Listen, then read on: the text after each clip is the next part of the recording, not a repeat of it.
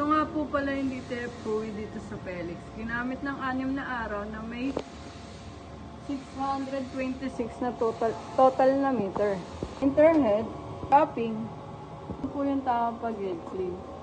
Pindutin ng clean. 4 heads all. Strong. After mag-head clean, punasan natin yung wiper.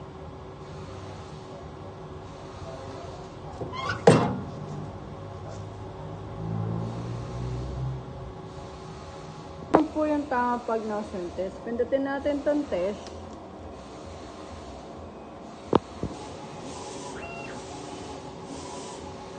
Ito po yung nozzle test.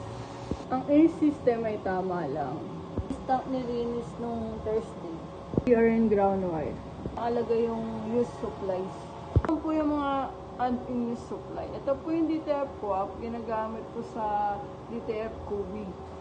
Ito po yung powder. Ito naman po yung Kubi CMYK8.